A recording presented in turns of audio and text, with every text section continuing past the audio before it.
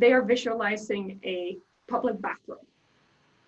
And by doing this, they open up the customer's brain to what the possibilities are. And they create a common foundation for what you're going to talk about.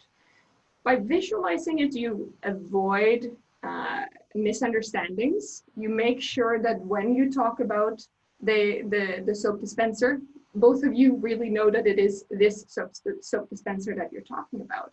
You can click on it to create engagement, and you can ask it questions of how relevant it is in order to further probe into, okay, what is the customer actually thinking?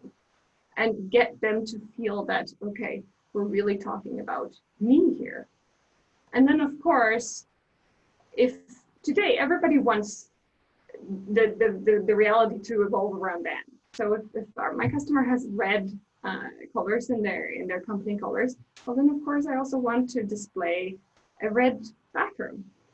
And this is an example of a toilet. And one thing I chose this because it catches your attention. It is a bit different, but this can be done for any industry and any type of product. It's only about how you visualize it.